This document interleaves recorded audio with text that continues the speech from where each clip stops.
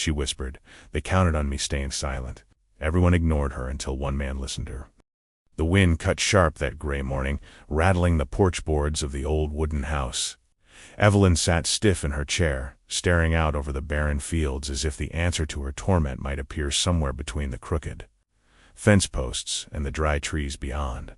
Her hands trembled, not only from the cold, but from the weight of something she had carried for years, a secret that clung to her throat each time she tried to speak. She leaned forward, pulling the shawl tighter across her chest, and whispered into the empty air, barely more than breath. "They counted on me staying silent." The words vanished like smoke, fragile but heavy with pain. It was not meant for anyone's ears, only for the release of her own. For too long, everyone had chosen to look away, to pretend they didn't hear, to act as if her truth was madness. The silence of the town had been just as cruel as any threat, but this time, someone heard. A man walking along the dirt road, his hat pulled low, his steps steady but weary, stopped in place when her words reached him. His eyes narrowed, not against the wind, but at the weight carried in that whisper. Slowly he turned toward the porch. Evelyn lifted her gaze, startled to find someone watching. She braced herself for mockery, for dismissal, but his expression held neither. No pity, no contempt, only attention. Real, undivided attention. And in that instant, Evelyn realized her silence might finally be breaking. The man took off his hat with quiet respect, stepped closer, and said only, "Ma'am, I heard what you said." For a long moment, Evelyn said nothing. The man's words hung in the air like a lifeline she wasn't sure she could grasp. Her lips parted, but her voice caught, as if years of swallowed truth had sealed her throat shut. He didn't push her. He just stood there, hat in hand, letting the silence stretch between them until it wasn't suffocating, but strangely safe. No one had ever listened before. Not when she tried to confide in neighbors, not when she went to the sheriff with trembling hands, not even when she cried out in church. Each time she was met with dismissal, sometimes with laughter. Poor Evelyn, lost in her own head again. They turned her pain into gossip, into whispers behind pews and general store counters. That's when she learned the cruelest truth of all. When people are comfortable, they'd rather believe a lie than face the storm of the truth. And so, she stopped speaking, stopped trying, stopped hoping. But silence doesn't erase memory. Every creak of the old house carried echoes of what she knew, what she had seen, and what had been done. Some nights she woke drenched in sweat, certain she heard footsteps outside her window. Other nights, it was the faint scrape of tires on gravel, stopping too close too long before fading into the dark. Fear had a way of keeping her company, a cruel, faithful companion. She wanted to trust this stranger. He looked steady, solid, the kind of man who carried storms on his shoulders and still kept walking. But trust was dangerous. Trust had gotten her hurt before. That evening, as the last streaks of daylight bled into the horizon, Evelyn carried a basket of laundry back inside. She nearly missed it, the envelope tucked under the door. Her heart tightened as she bent to pick it up. No name, no return address, just her name written in jagged, hurried letters. Her hands shook as she tore it open. The note inside was short, but the words cut like knives. "Keep your mouth shut, Evelyn, or next time it won't just be your barn we burn." The paper slipped from her fingers. Her knees weakened and she pressed one hand against the wall to steady herself. They knew. Someone knew she was close to breaking her silence, and they were watching. From outside she heard the faint crunch of boots on gravel. She froze, her breath catching in her throat. Was it him, the man who had spoken to her earlier, or was it someone else, someone who meant her harm? She crept toward the window, the floor groaning beneath her weight, and parted the curtain just enough to peer outside. A tall figure stood at the edge of the road, unmoving, watching the house. The wind carried the sound of a match striking. A flare of light revealed the man's face for only an instant before it was swallowed by the night. He wasn't smoking. He was waiting. And in that flicker of light, Evelyn realized the silence she had carried all these years was no shield. It was a noose tightening around her neck. Cliffhanger. The figure dropped something small onto the dirt road, turned, and disappeared into the darkness. When Evelyn stepped outside moments later, she found it half buried in the dust. Another note. This one read only, "Tomorrow." Evelyn barely slept that night. The second note lay on her kitchen table, its single word echoing louder than thunder in her head. Tomorrow. She had turned it over in her hands a dozen times, hoping to find a clue in the smudged ink or the rough paper, but it gave her nothing. Every creak of the old boards, every howl of the wind set her nerves on edge. She sat with the lamp burning low, shawl around her shoulders, her Bible resting unopened on her lap. For the first time in years, she wished for company. Not the shallow chatter of townsfolk, but the presence of someone steady, someone who wouldn't laugh or dismiss her. The knock at the door startled her so violently she nearly dropped the lamp. Her heart pounded as she rose, the wood groaning under her bare feet.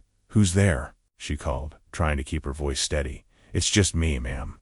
The voice was deep, calm. "John Matthews." She hesitated, hand hovering over the latch. She had heard that name whispered around town, the stranger who bought a run-down shack on the edge of the... Folks said he kept to himself, a widower, a man with no kin. Some called him unfriendly. Others said he was hiding from something. When she opened the door a crack, the moonlight revealed the same man who had stopped on the road the day before, his hat in his hand, his posture respectful. There was no mockery in his eyes, only a steady concern that made her feel both uneasy and strangely safe. "I wanted to check on you," he said, "after what you said yesterday." Evelyn lowered her gaze. "You shouldn't get involved, Mr. Matthews. Folks here don't take kindly to stirring the past." "Maybe not," he said, "but sometimes silence costs more than speaking." The word struck her, though she tried not to show it. He asked if she'd let him sit for a spell, and against her better judgment, she did. Over coffee gone lukewarm, she told him pieces of her story. Not everything, not yet, but enough for him to understand the weight she carried. John listened, really listened, his hands folded, his eyes never leaving. When she finished, he nodded slowly. "If what you're saying is true, then you're not just in danger. You're already marked." Her stomach tightened. "I know." A sound interrupted them, faint but sharp, the distinct groan of a loose board outside. Evelyn's face drained of color. She knew her house's sounds like her own breath, and that one wasn't right. John rose immediately, moving with a quiet swiftness that spoke of experience. He motioned for her to stay behind as he stepped toward the door. In the silence that followed, Evelyn's heart hammered so loudly she was sure whoever was outside could hear it. The door creaked open. The yard lay under silver moonlight, still as a painting. John's eyes swept the shadows, every muscle taut. Then, another sound, this time from the back of the house. He moved quickly, Evelyn following despite herself. The back door rattled in its frame, the handle turning. Someone was trying to get in. John grabbed the nearest thing, a heavy iron poker from the fireplace, and yanked the door open with sudden force. The night air rushed in. For a split second, Evelyn thought he had caught the intruder, but the yard was empty, only the echo of retreating footsteps fading into the darkness. Her knees threatened to give out as John closed the door firmly, sliding the bolt across. He didn't speak for a moment, just stood there listening, every sense alert. Finally he turned to her, his voice low but firm. "They're not just watching anymore. They're testing how far they can go." Cliffhanger. Evelyn bent down where the doorframe had splintered. Wedged between the wood and the step was a single object, the burnt-out match she had seen flaring in the dark the night before. The next morning dawned pale and brittle, the kind of light that never quite warmed the skin. Evelyn stood by the window, hands wrapped around a chipped mug of coffee, her eyes fixed on the gravel road leading away from her house. Sleep had been shallow, haunted by the scrape of boots and the glint of that burnt match. John was already awake, though she hadn't expected him to stay. He had slept in a chair by the door, hat tipped low, like a sentinel who didn't trust the night to pass quietly. When he stirred and met her eyes, there was no embarrassment in his manner, only that same steady composure. "You've been carrying this a long time, haven't you?" he asked. Evelyn nodded, lowering her gaze. "Too long." They sat together at the table, the silence heavy until Evelyn exhaled sharply, as though ripping open a wound she'd spent years stitching shut. "It started 12 years ago. Folks in this town, they worshiped certain men. Said they kept the mills running, kept food on the table, but I saw what they really were. I saw what they did." Her voice faltered, but John leaned forward, his eyes urging her on. "They met in secret in that old warehouse by the tracks. I was supposed to clean there once a week. One night I came early. I shouldn't have, but I did." Her hands trembled as she remembered, fingers knotting together. "I saw them burning papers, talking about land deeds, money that wasn't theirs.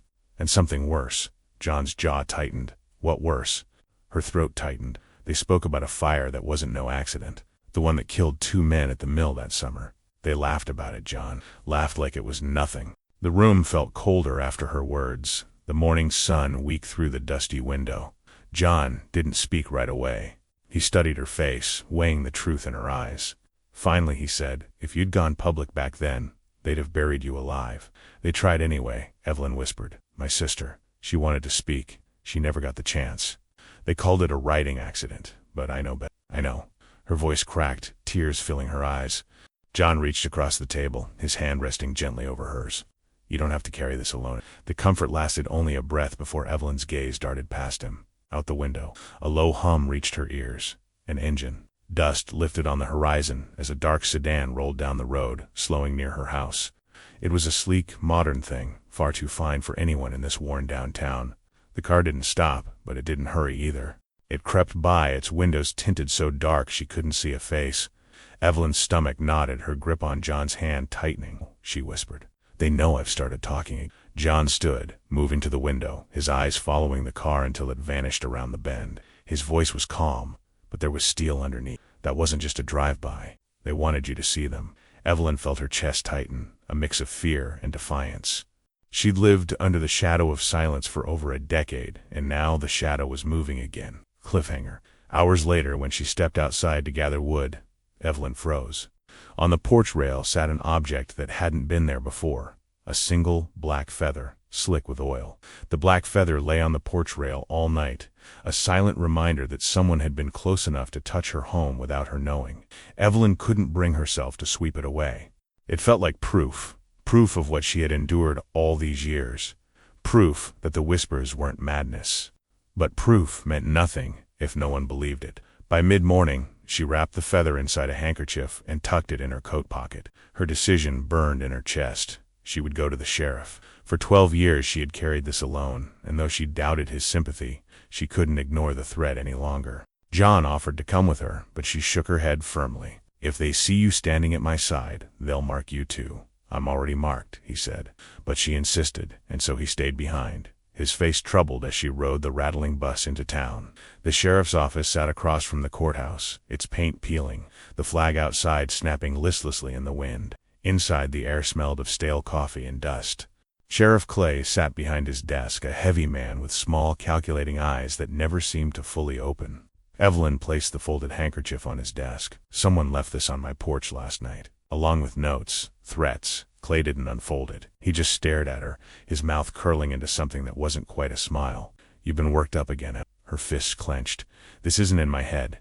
They followed me. They broke into my house. And you know who they are, don't you?" For a moment his eyes flickered, the mask slipping, and he leaned back in his chair, lacing his thick fingers together. "Some things are bigger than you, bigger than me. You do well to remember that."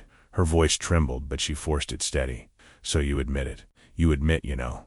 He stood, towering over her, the weight of his shadow pressing across the desk. "What I admit," he said, low and deliberate, "is that some secrets keep this town standing. You go stirring them up, and you'll find out just how fast it can all come crashing down, right on top of you." Evelyn's breath caught.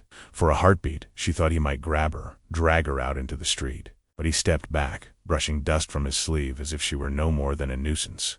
"Best go home, Evelyn. Forget this. Folks don't want trouble. They want quiet." Her body shook with anger, but she forced herself to leave, her boots echoing on the wooden floorboards as she stormed out into the cold. Outside, the town bustled with its usual rhythms.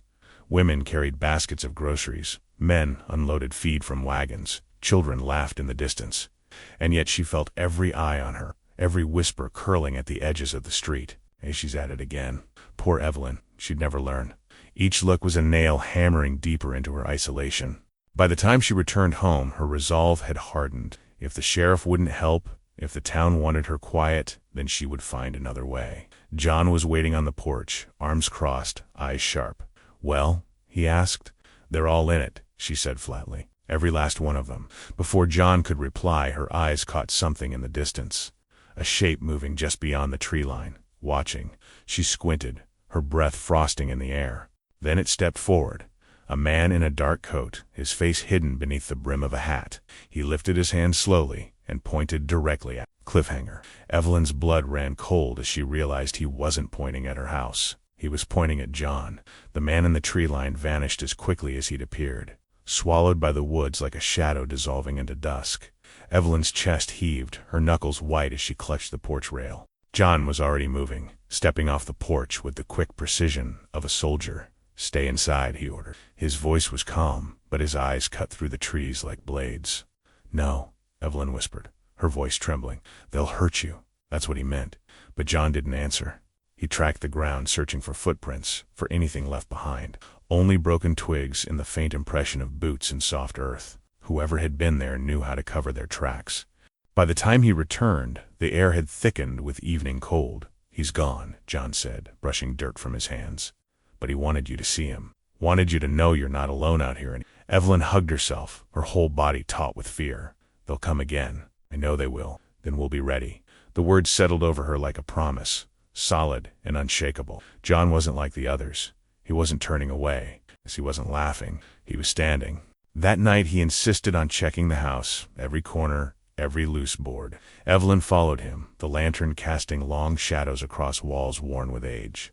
When they reached the back bedroom, a room she hadn't touched since her sister's death, John stopped. "Board's different here," he murmured, crouching by the floor. He tapped the wood with the handle of his knife. A hollow sound echoed back. Evelyn's breath caught.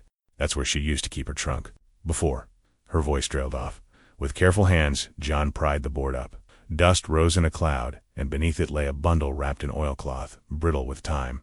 He pulled it out, set it on the floor, and unwrapped it slowly. Inside lay an old photograph, edges yellowed but clear enough to show a group of men standing in front of the warehouse. Evelyn's heart lurched. She recognized every face. "There," she said, pointing with a trembling finger.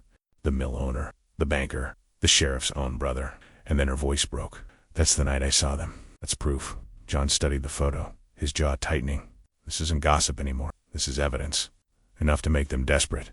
Evelyn sat back against the wall, tears brimming in her eyes. "My sister must have hidden it before they killed her. She knew someone would find it one day." John reached for her hand, and we just did. For the first time in years, Evelyn felt a flicker of something she thought she had lost forever. Hope. But it was fragile, trembling like a candle in the wind, because proof cut both ways. Proof made her dangerous to them. As John rewrapped the photo, Evelyn's ears picked up a faint sound outside. Not footsteps this time. Wheels, gravel crunching under tires. Her stomach dropped.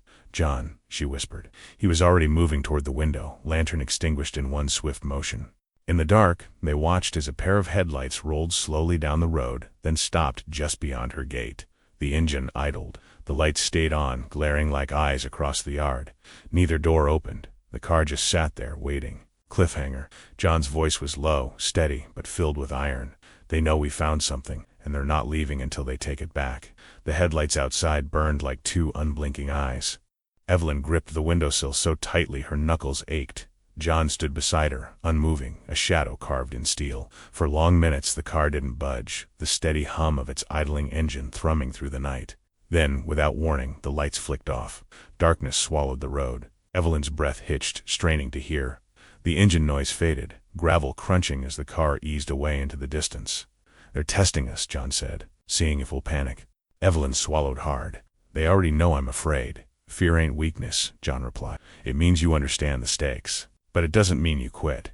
He set the rewrapped photograph in the center of the kitchen table, where the lamp's glow painted it in gold. It felt heavy in the air between them, more than just a picture. It was the truth, pressed into paper, waiting to be believed. Evelyn couldn't take her eyes off it. "This is the reason my sister died." John's voice was quiet. "And maybe the reason you'll live, if we use it right, but sleep was impossible." Every creak of the old house set Evelyn's heart racing. John stayed by the door again, pistol resting across his lap, the photograph always within arm's reach. Eventually, exhaustion dragged Evelyn under, though her dreams were restless, filled with smoke and the sound of laughter echoing in flames. It was the crash that woke her. Glass shattering. She bolted upright, breath caught in her throat. John was already on his feet, moving toward the kitchen, his silhouette rigid against the moonlight filtering through the window. Evelyn followed, fear clawing at her chest. The table was empty, the photograph gone. The back door hung wide open, the night air cold against her skin. A shadow darted across the yard, swallowed by trees before John could reach the porch. He fired a warning shot into the dark, but the intruder was fast, practiced, gone. "No," Evelyn whispered, her knees buckling. She clutched the table, staring at the space where the bundle had. It was right here, right here. John scanned the yard, his jaw set hard. They knew exactly where. "They've been watching us." Evelyn's throat tightened. The hope she had clung to crumbled, replaced by the familiar weight of despair. "It's gone, just like before." Every time I tried, John caught her shoulders firmly, his voice a low command. "Listen to me. They may have taken the picture, but they can't erase what you saw. And they sure as hell can't erase what I know now." Her tears blurred the room. "Without proof, no one will believe us." "I don't care if they believe us," John said. "We'll make them listen." For a moment his certainty steadied her, gave her something solid to cling to. But then the night reminded her of its cruelty, a flicker of flame at the edge of the yard. Evelyn's heart stopped. John.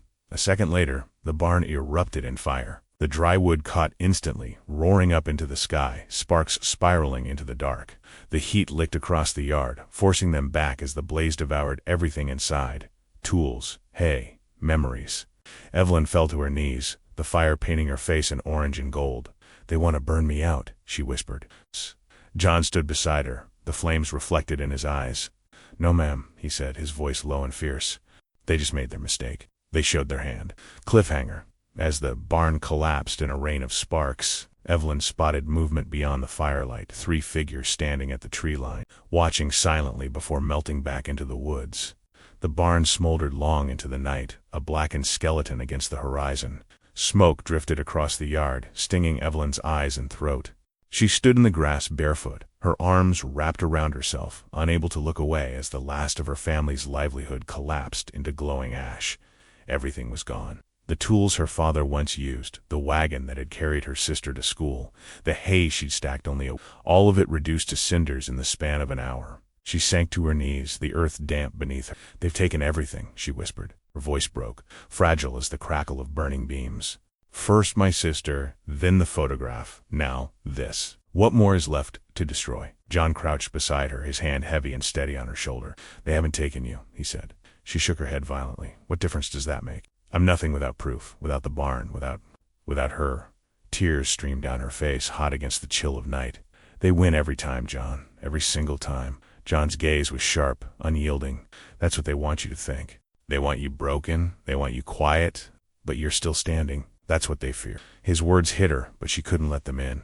The weight of failure pressed too hard. What's the use of standing when nobody listens?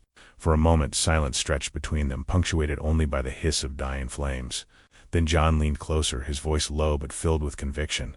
"I listened, and I'll keep listening. But you've got to fight, Evelyn. Not just for yourself. For her.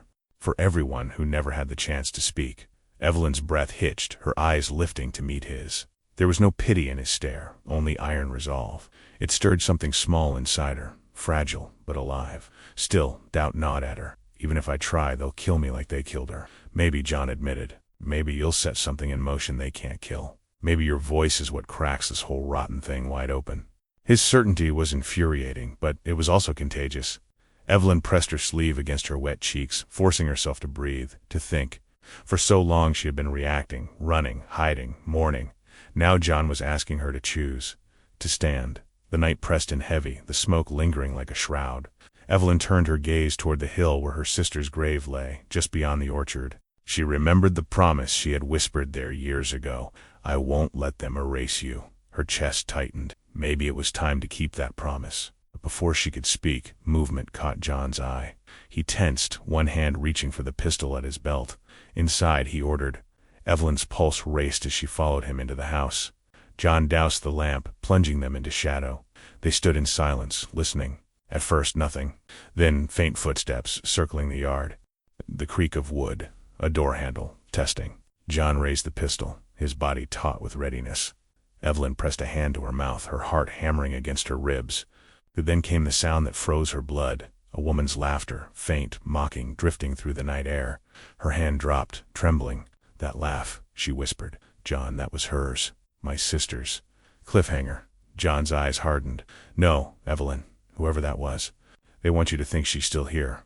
The laughter lingered in Evelyn's mind long after the footsteps faded into the night. She pressed her palms to her ears, rocking slightly as if she could shake the sound loose. It had been her sister's laugh, she was certain of it. But her sister had been buried for over a decade. Sleep never came. When the gray dawn broke over the ridge, Evelyn wrapped her shawl tight and slipped out the back door, John trailing silently behind her. The orchard was brittle with frost, every branch glistening like glass.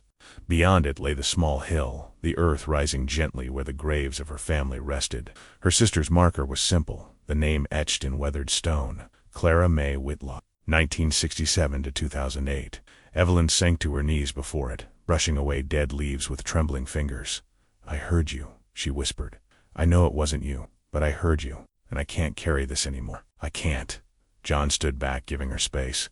He had the patience of a man who understood grief, who had wrestled with ghosts of his own. Evelyn's tears fell onto the cold earth. She pressed her forehead against the stone, her voice breaking. You wanted to speak. They silenced you, and I let myself believe I couldn't fight without you. I was wrong, Clara, I was wrong. Her hands moved over the edge of the stone, searching for nothing in particular, until her fingertips caught on something strange. A small notch, a seam that didn't belong. Her breath caught. She scraped away moss and soil until she uncovered a narrow metal tin wedged into a hollow at the stone's base. Her heart raced. With shaking hands, she pried it loose and opened it. Inside, wrapped in oilskin, was a small diary, the leather cracked with age but still intact. Evelyn's vision blurred as she flipped through the pages. Clara's handwriting filled them, neat but urgent. Names, dates, places, sketches of meetings, details about the fire at the mill, names of those who ordered it, even how they covered it up. This, Evelyn whispered, her voice trembling. She left this for me. She knew. John knelt beside her, his eyes scanning the pages. His jaw clenched as he read. This isn't just a diary. It's a ledger of everything they've done. She was building a case. Enough to bring down half this town. Evelyn's tears spilled freely, dripping onto the paper. She died for this. And now John closed the diary carefully, his voice low and resolute. And now it's in your hands. That means they won't stop until you're in the ground beside her. Evelyn swallowed hard, her grief warring with a new, rising fire inside her. For the first time in years, she didn't feel like a victim. She felt like Clara had reached from the grave to place a torch in her hands. As she clutched the diary to her chest, a sudden sound made both of them snap their heads toward the trees, the low rumble of an engine. A black car rolled slowly into view at the bottom of the hill, its tinted windows glinting in the pale morning sun. It didn't rush. It didn't need to. It just idled there, watching. Evelyn tightened her grip on the diary. They know we found it. Cliffhanger. John rose to his feet, his hand on the pistol at his side. Then, we don't wait for them to take it. We take it to them. The black car lingered at the base of the hill for several minutes, its engine growling like a predator at rest. Evelyn clutched the diary tighter against her chest, half convinced they would storm up and rip it from her hands. But then, as if toying with them, the car rolled slowly away, leaving behind only the churn of dust in the morning air. John's hand remained steady on his pistol until the sound faded entirely. Then he turned to Evelyn, his expression carved in iron. We can't hide anymore. If we sit on this, they'll come for us again. And next time they won't miss. Evelyn's heart pounded. The diary felt heavy, a lifeline and a curse all at once. What do we do? She whispered. We speak, John said simply. At the town meeting. Tonight, everyone will be there. They can't silence you if the whole town hears you. Her stomach knotted. The thought of standing in front of neighbors who had ridiculed her for years made her palms sweat. But Clara's handwriting burned in her mind, the names, the evidence. Clara had died trying to make her voice heard. Evelyn wouldn't let her sister's death be for nothing, so she agreed. All day, tension hummed through the house like an unspoken prayer. Evelyn reread the diary, forcing herself to memorize the most damning entries. John prepared too, checking his pistol, pacing the rooms like a soldier expecting ambush.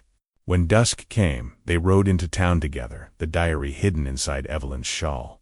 The meeting hall glowed with lanterns, voices spilling out into the chilly air. Families gathered, neighbors chattered, laughter rose. But when Evelyn and John stepped inside, the noise dulled. Dozens of eyes turned their way, whispers rippling across the room. The sheriff sat near the front, his thick arms folded, his eyes narrowing. Beside him, the banker. 2 rows back, the mill owner. Every name Clara had written was here, their faces calm but their gazes sharp, cutting. Evelyn's chest tightened, but John's steady hand at her elbow grounded her. You can do this. When the mayor called for grievances and announcements, Evelyn's knees trembled as she rose. The room grew still, as if the air itself held its breath. She stepped forward, the diary pressed against her side. I have something to say, she began, her voice unsteady but carrying across the hall. For years I've kept quiet because you all told me to, because you laughed, because you looked away. But my silence ends tonight. Gasps rippled, murmurs rose. Evelyn lifted the diary, her hand shaking. This was written by my sister. She recorded everything, the meetings, the money, the fire. The names of the men who'd been bleeding this town dry while pretending to save it. The sheriff shifted in his chair, his face unreadable. I saw them, Evelyn pressed on, louder now. I saw what they did. And you've all lived under their thumb because no one dared speak. Well, I'm speaking. The room erupted in voices, some shocked, some dismissive, some angry. Evelyn's pulse raced as the sheriff rose slowly, his lips curling into a thin smile. "Enough," he barked. "This is the same tired story she's been spreading for years. Don't be fooled." He glanced around the hall, his eyes pinning every man who might dare believe. "She's lying. Always has been." But before Evelyn could respond, a sudden commotion broke out at the back of the hall. John turned, his hand dropping toward his pistol. Two men lunged from the shadows, rough hands grabbing him. The crowd screamed, chairs toppled. Evelyn froze, her heart clawing at her ribs as she saw John's hat knocked to the ground, fists slamming into his ribs. "Cliffhanger!" John roared in pain as the men dragged him toward the door, the sheriff watching with cold satisfaction. Evelyn clutched the diary tighter, her voice breaking into the chaos. "Don't you dare take him!" The hall was chaos. Men shouted, women screamed, children clung to their mothers' skirts as John was dragged toward the door. His fists swung wildly, landing blows even as the two attackers pummeled him with clubs. Blood streaked his cheek, his breath ragged, but his voice cut through the uproar. "Don't stop, Evelyn." Then the door slammed shut behind him, and his cry was swallowed by the night. Evelyn's knees buckled, her instinct screaming at her to run after him, but the diary pressed against her ribs like a heartbeat, and her sister's name burned across her mind. Clara had died for this. John might die for this. If she ran now, their sacrifices would mean nothing. She forced herself to turn back toward the crowd. Dozens of eyes fixed on her, some wide with fear, others narrowed with contempt. The sheriff stood at the front, his face red with fury. He jabbed a thick finger at her. "Sit down, Evelyn. You've said enough." Her voice trembled. "No, not yet. You're hysterical," he barked, striding closer. "You're upsetting good people with your nonsense." She clutched the diary tighter, her knuckles white. Nonsense doesn't get a man killed in a mill fire. Nonsense doesn't build fortunes on the backs of lies. This, she lifted the book high, her voice growing stronger, is the truth, written by my sister in her own hand. Gasps rippled through the hall. Evelyn's breath shook, but she forced the words out. She knew they'd kill her if she spoke, and they did. And they've been counting on me to stay silent, counting on all of you to stay silent. The sheriff's jaw clenched. He advanced another step, lowering his voice so only the front rows could hear. "Put it down, Evelyn, or I'll put you down myself." A chill swept through her, but she remembered John's words. Fear isn't weakness. Fear means you understand the stakes. She straightened her back, her eyes blazing. "You can threaten me, you can burn my barn, you can steal my proof, but you will not bury this voice. Not tonight." The room erupted again, some shouting at her to sit, others crying out for her to continue. The banker rose to his feet, his face pale. The mill owner exchanged a nervous glance with another man in the back. For the first time, cracks appeared in their wall of power. The sheriff slammed a fist on the table. "Enough," he roared. "I'll not have this circus in my hall." Evelyn's voice rose above his. "You've controlled this town with fear for too long. Tonight, fear ends. Tonight, I speak." The diary trembled in her hands, but she held it high, turning to face the townsfolk. "I will read every name, every crime. And when I'm done, you'll know the truth they've been hiding all these years." The sheriff lunged toward her, his hand reaching for the diary. Evelyn gasped, stumbling back, clutching the book to her chest. Cliffhanger. As his shadow fell over her, the heavy doors at the back of the hall burst open. John staggered in, bloodied and battered, but still standing. His voice rang out, raw but unbroken. "She's telling the truth, and I'll stake my life on it." John's words rang like a bell through the hall. Blood dripped from his brow, his shirt torn, but his voice carried iron. "She's telling the truth, and I'll stake my life on it." The room fell into stunned silence. Dozens of townsfolk turned from Evelyn to John, their faces caught between disbelief and dawning. The sheriff's expression hardened into something darker than anger. "You should have stayed gone, soldier," he growled. But John didn't flinch. He limped toward Evelyn, every step leaving a dark stain on the wooden floor. "Go on," he urged her. "Give them what they've never dared to hear." Evelyn's hand shook as she opened the diary. The crackle of old leather filled the silence. She glanced down at Clara's handwriting, the words swimming through her tears, then drew in a steadying breath. "August 14th, 2008, she read aloud, her voice trembling but clear. "I heard Sheriff Clay speaking with Thomas Brandt, the mill owner. They planned the fire. Said the insurance payout would cover their debts. 2 men died that night." Gasps rippled through the hall. A woman in the back pressed her hand to her mouth. Another cried out, "My brother worked that shift." The sheriff's face reddened. "Lies," he barked, but his shout couldn't silence the murmurs rising like a storm. Evelyn turned the page, her voice stronger now. "September 2nd, 2008. The banker, William Royce, met with them. He funneled the insurance money through false accounts, paid off the sheriff to look the other way. The banker lurched to his feet, his face pale, sweat glistening at his temples. She's making it up, she's mad. But the quaver in his voice betrayed him. A low growl of voices spread through the crowd, neighbors whispering to neighbors, doubt threading through the room. Evelyn lifted the diary higher. "My sister risked her life to write this down," she cried. "She wanted you to know the truth. And they killed her to keep you blind." The murmur grew louder, sharper, anger sparking in the air. Men shifted uneasily in their chairs. Women whispered fiercely to each other. The town that had once ridiculed Evelyn was now teetering on the edge of... The sheriff slammed his palm on the table, his voice booming. "Enough. She's poisoning your minds. You'll tear this town apart with your foolishness." Evelyn met his glare, fire burning in her chest. "No, Sheriff. You already did." For the first time in years, she felt Clara's presence beside her, steadying her. She turned another page, ready to read more. October 5th, 2008. Names of men who... But she never finished. The banker and mill owners surged to their feet at once, shoving past chairs, their faces twisted in panic. "Grab that book," the banker shouted. "Don't let her read another word." The sheriff didn't stop them. He stepped back, letting the two men push through the crowd toward the stage. The townsfolk erupted in shouts. Some screamed for them to stop, others pulled back in fear. Evelyn's grip tightened on the diary as her heart thundered. John stepped in front of her, his stance wide despite his injuries, his pistol drawn and steady. "No one touches her." The two men froze mid-stride, eyes darting between the pistol and the diary. But behind them, more figures rose, shadows moving with intent. Men loyal to the sheriff, ready to rush the stage. Cliffhanger. Evelyn's voice cracked but did not break as she lifted the diary above her head. "If you want it, you'll have to silence me in front of everyone." The room shook with voices, some shouting for Evelyn to sit down, others urging her to keep reading. The diary in her hands felt like a flame, and the crowd was dry timber ready to catch. John held steady in front of her, his pistol gleaming under the lantern light. His stance, battered as he was, drew a hush through the nearest rows. But the sheriff's men were closing in from the sides, their boots heavy, their eyes fixed on Evelyn like wolves circling prey. Sheriff Clay raised his voice above the din. "Enough of this circus." He jabbed a finger at Evelyn. "She's under arrest for inciting a riot." Gasps rippled through the hall. Evelyn's knees weakened, but her voice cut through before fear could still it. "You call this a riot? I call it truth. And you can't jail the truth, Sheriff." The sheriff strode forward, his badge glinting. "You think that book makes you untouchable?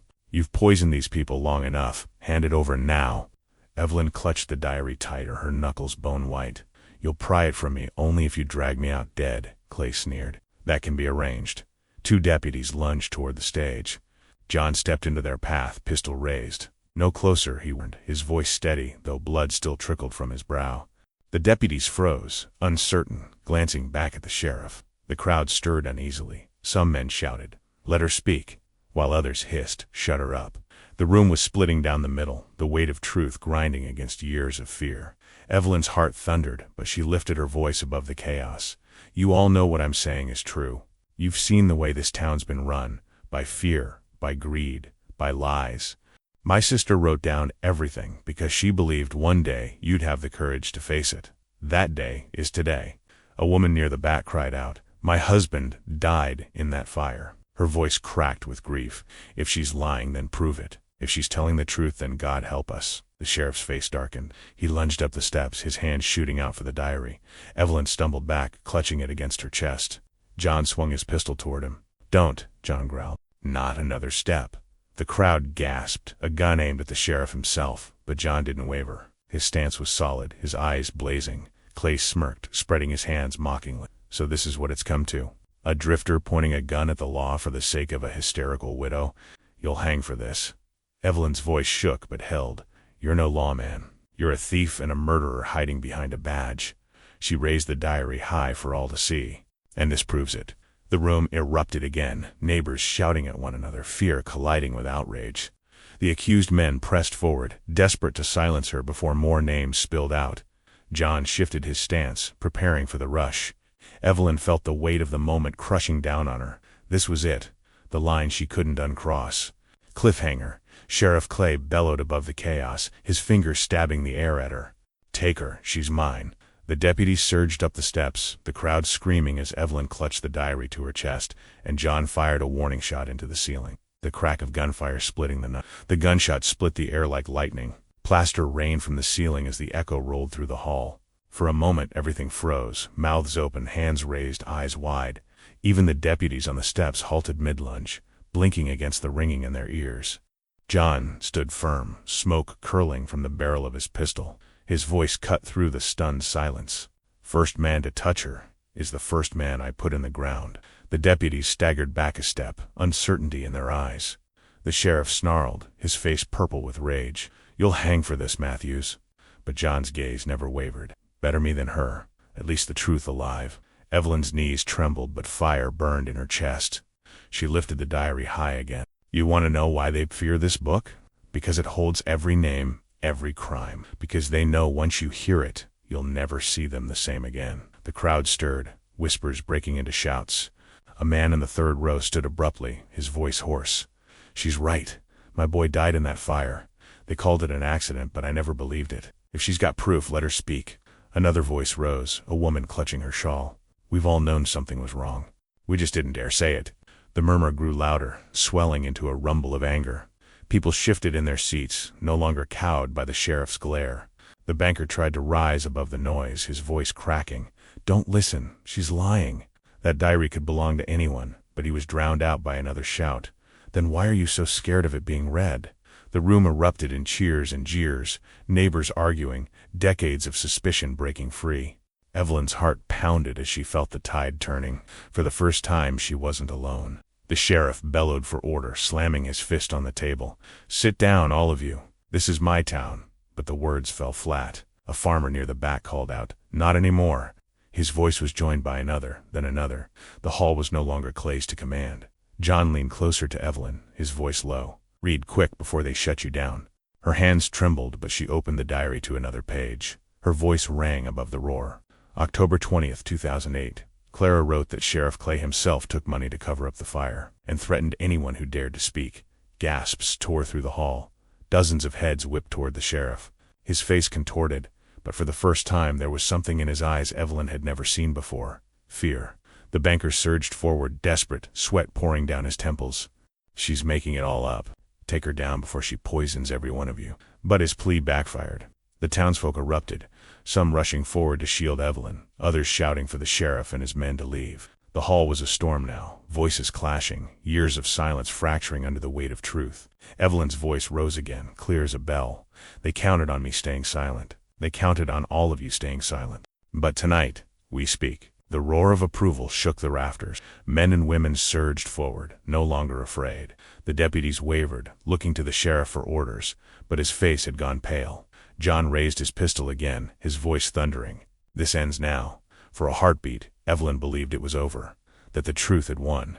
But then the sheriff's hand darted to his belt. He drew his revolver and leveled it at her chest. Cliffhanger. Gasps ripped through the hall as Clay's voice cracked with desperation. "If she speaks another word, she dies where she stands." The sheriff's revolver glinted under the lantern light, its barrel steady, aimed straight at Evelyn's chest.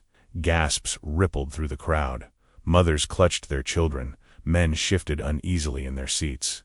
The air was thick with smoke from the earlier gunshot, and yet silence fell, heavy and suffocating. Clay's voice cracked like a whip. "One more word," Evelyn finished. Her heart thundered. The diary trembled in her hands, but her grip tightened until the old leather dug into her palms. For a moment, fear threatened to drown her, but then she saw Clara's name scrawled across the pages, her sister's last testimony. She thought of the burnt barn, of John bleeding in the shadows, of 12 years of silence, and she stepped forward. "If you kill me, Sheriff," she said, her voice clear and unwavering, "this book still speaks. My sister still speaks, and every soul in this hall will remember who pulled the trigger." The crowd stirred, a ripple of defiance passing through them. Clay's eyes flicked nervously from face to face. He pressed the revolver higher. "They'll remember you as a liar who lost her mind." Evelyn's lips curled in something between grief and triumph. "They'll remember me as the woman who refused to stay silent." The crowd erupted, voices clashing like thunder. Some shouted her name, others cursed the sheriff. The fragile silence he had ruled over for years was splintering before his eyes. John, battered and bloodied, stepped between Evelyn and the gun, his chest heaving. "If you're going to shoot her, Clay, you'll have to go through me first." The sheriff's jaw tightened, his finger twitching on the trigger. "That can be arranged." But before he could fire, a farmer in the crowd surged forward, grabbing a chair and hurling it onto the stage. The crash broke the last thread of control. Chaos erupted. Men and women poured toward the front, some shouting for justice, others grappling with deputies trying to shield their master. The hall shook with bodies and rage. Clay fired a shot into the ceiling, plaster raining down. "Back off," he roared. "I am the law here." "No, you're not," a woman shouted. It was the widow who had lost her husband in the mill fire. Her eyes blazed as she pointed a trembling hand at him. "You're a murderer." Others echoed her cry. Murderer, thief, liar. The walls of silence had collapsed. Every secret Evelyn had whispered was now a roar on the townsfolk's lips. Clay's face twisted, desperation overtaking arrogance. He lunged forward, trying to wrench the diary from Evelyn's hands. John intercepted him, their bodies colliding in a brutal struggle. The revolver clattered to the floor, spinning beneath the feet of the crowd. The banker rushed forward, his face slick with sweat. "Stop this madness," he cried. "If she reads that book, we're all—" But he never finished. Two men from the crowd grabbed him, yanking him down into the sea of furious neighbors. The mill owner tried to slip out the back, but the farmer blocked the exit with a pitchfork in hand. Through the chaos, Evelyn held the diary high and shouted with all the strength in her chest, "Clara wrote the truth, and I will not let her die in silence." Her voice pierced the uproar like a bell. The room froze for a heartbeat, and then, slowly, the chant began. One voice, then two, then dozens more. "Truth, truth, truth, truth." Clay broke free from John's grip, lunging for the diary again. But this time, hands from the crowd seized him, dragging him back. He fought like a cornered beast, spitting curses, but the townsfolk held firm. Evelyn opened the diary once more, her voice steady despite the tears streaming down her face. She read aloud every name, every crime, her words ringing over the chaos until they silenced it. Each entry was a hammer blow against years of corruption. With every page, the sheriff and his men shrank smaller, their power dissolving under the weight of truth. When the last name was read, the hall was quiet. The deputies had laid down their weapons. The accused men stood pale and shaking, surrounded by neighbors who once feared them but now looked at them with blazing contempt. Evelyn lowered the diary, her arms trembling. John stood at her side, battered but proud. She turned to the crowd, her voice soft but unbreakable. "They counted on me staying silent. They counted on all of you staying silent. But we are silent no more." The hall erupted, not in chaos this time, but in thunderous applause, shouts of freedom, voices finally released. Evelyn clutched the diary to her chest, tears spilling down her cheeks. Beside her, John touched her shoulder gently, his voice low. "You did it." She'd be proud. For the first time in 12 years, Evelyn believed it. Clara's voice had lived again through hers, and the truth was free. How many times in life have we felt pressured to stay silent, even when we knew the truth? Evelyn's courage reminds us that sometimes a single voice is enough to break years of fear. And I want to ask you, have you ever lived a moment when you wanted to speak but the world seemed unwilling to listen? Share your experience in the comments. Your voice might inspire others to. And if this story touched you, don't forget to subscribe to the channel and turn on notifications. We have many more powerful stories waiting for you and you won't want to miss them.